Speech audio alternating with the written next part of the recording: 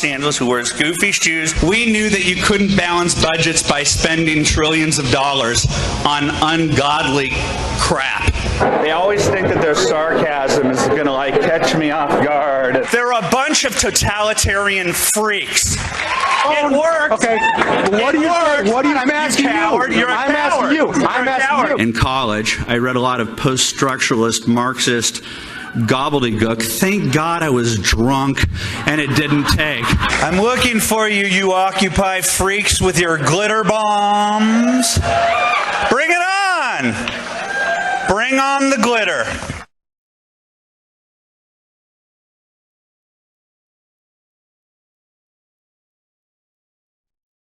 Everything has changed in the last few years.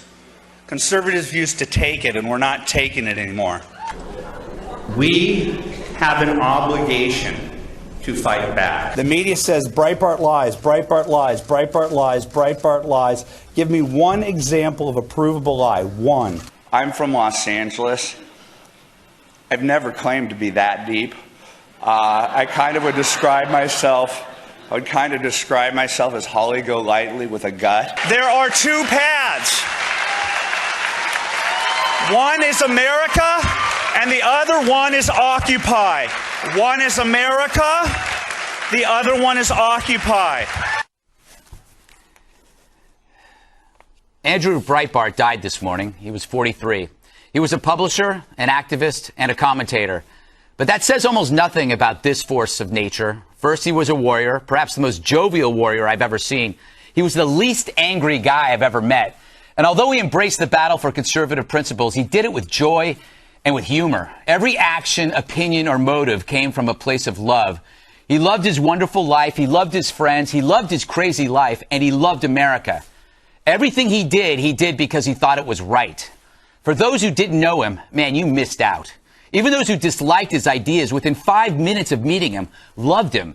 He was a big kid who treated his opponents like humans.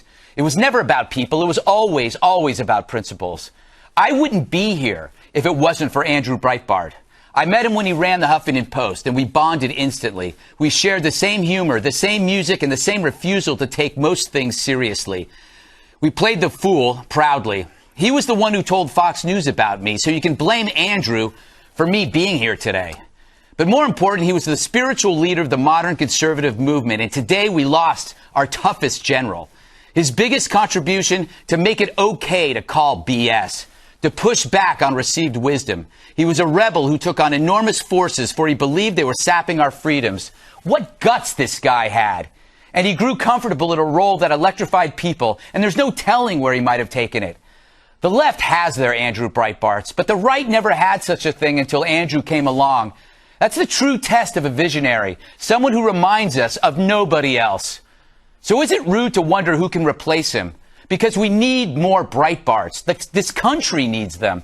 I know it's not me. I'm not brave enough. Even I'm out here swinging, but I don't have Breitbart guts.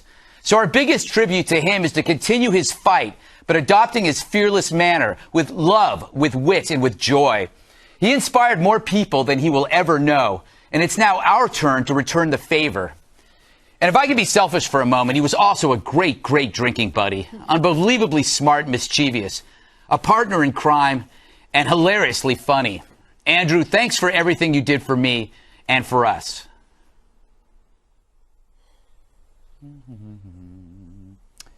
So I kind of screwed up on a little bit there. I meant to say he loved his wonderful family and said wonderful life, but he had a fantastic family. Susie and the kids were amazing, and it's a shock and for them, and my condolences go out to them. They're an amazing group of people. Eric, I know you've had him on your show in the past, and he's one of those characters that you love having on the show because he's equally intense and funny. And you can't find that in everybody. Not only equally intense and funny, he was the same on air as he was off air. I spent a lot of time, as you probably will have, Greg, outside of TV too.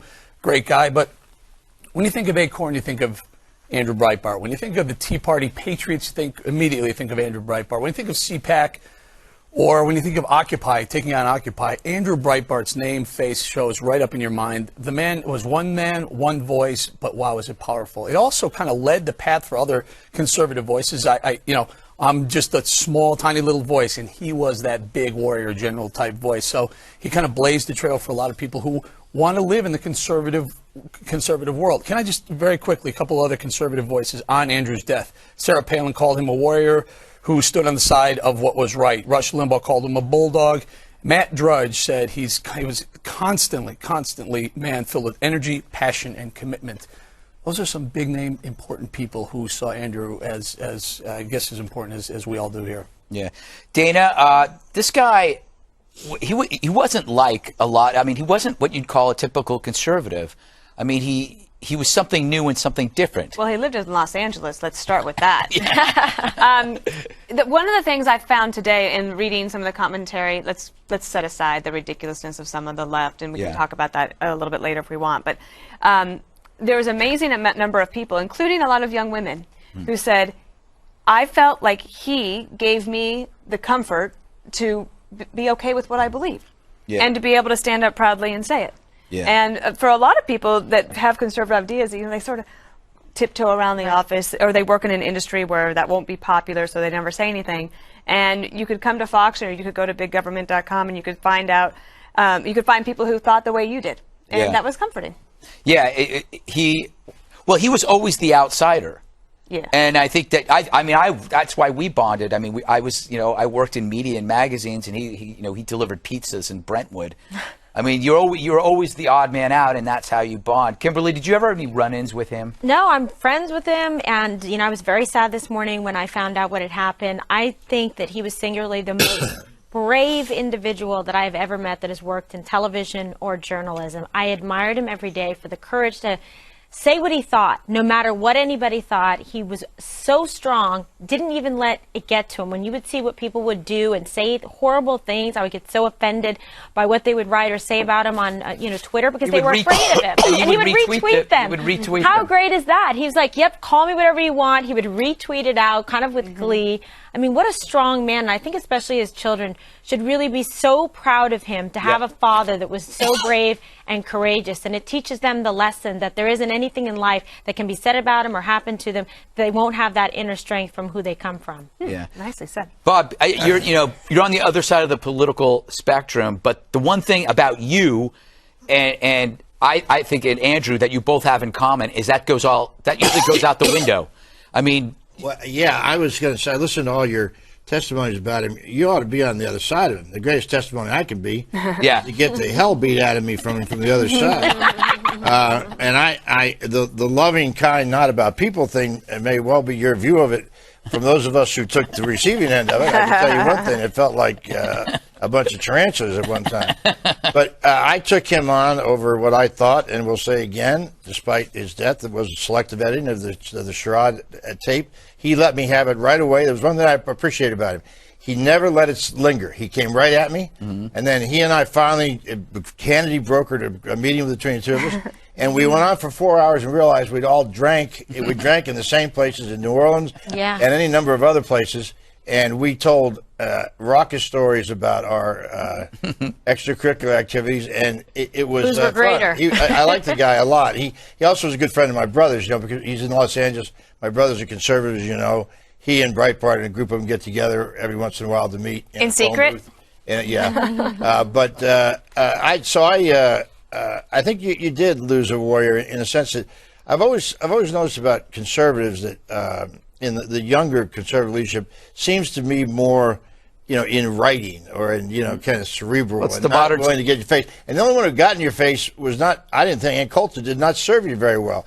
In Breitbart's case, I think he does. He did. And so, I think you're missing in general is a good way to put it. Can I relate one of my fondest Andrew Breitbart stories, it had nothing to do with anything he did here. When he broke the Anthony Weiner stuff, remember the pictures of one of the Congressman tweeting classic himself? Yeah. Well, everyone was waiting on edge for Anthony Weiner to make his announcement. So everyone lined up over there at the I believe it was New York Hilton Hotel. Yeah, down the street. There's a big stage, and we're waiting, and there's a podium there, nothing going on. Next thing you know, literally every media outlet was there. Next thing you know, Andrew Breitbart takes the stage, takes the podium, and says, Look, he just grasped it. He said, all these pictures are true. Weiner's going to come out and tell you he was lying.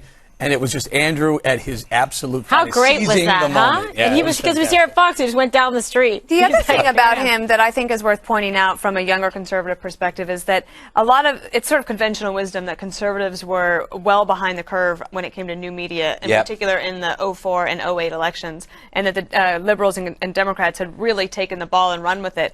But he was a visionary and not afraid to take risks, as we've established, and he did that with his business as well, and showed, sort of blazed a trail for other new media types and conservatives to be able to have a voice on the internet. And now I actually think that conservatives have caught up with liberals on that part, and it's helped them tremendously. They have found courage. Yeah. Yes. Right? Well, I mean, he started, and to be able to share information quickly amongst each other. Agree. He started at Drudge, and then he helped launch the Huffington Post, and then he's got this Breitbart, big Hollywood, big government empire, and I hope that keeps going. The other thing about new media, though, was also the whole idea of embracing pop culture. And I've said this before, that, pop culture represents America to the world. And conservatives in general have always shied away from pop culture. We don't like those bands. We don't like those TV shows. And Breitbart said that's where you got to go. Yes. You got to get your kids to join a band. You got to go to the movies. You got to do this stuff, because you forfeit that to the other folks. You lose that For no good reason. And he was always there. I want to get to this. We got a montage here of some of the early reaction upon hearing the sad news. Take it away. What a huge loss, in my opinion, for our country, and certainly for the conservative movement. And my prayers go out to his family. As intense as he was in his arguments, he was able to see what people were really like beyond their politics. I have known very few people in my life who live life to the hilt the way Andrew Breitbart did. He lived, his principles out every single day, 24/7, and what you saw is what you got, a champion of freedom. He was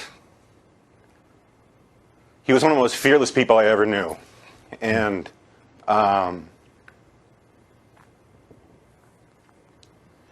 it's hard news to take. Interesting to me. That's Jonah Goldberg, who is also one of the most fearless people I know, who lives in a similar way, to be able to say, I don't care what you think about me. I'm going to go ahead and tell you what I think and write beautifully and let the chips fall where they may. There's no Breitbart's one of the few people that I know that lived without a safety net. He never thought about, and the sad thing is, he never thought about his health. He never thought about money. He thought about life and going out there and fighting, and that's. It's funny you said. One of the things, last time I saw Breitbart was the night that Hanny did a concert, a holiday concert, and he and I were back talking again about drinking stories and other things. But he said, I said, you and I both need to lose some weight here, buddy. I mean, this is we run, and in a lot of ways, this is how I related to the guy. I don't have a filter. He may not have a safety net. As you all know, I have no filter. And on my side of the aisle, I'm known as the kind of person that don't take prisoners. Yeah. And Andrew was like that too. But you know the difference with him and the rest of them?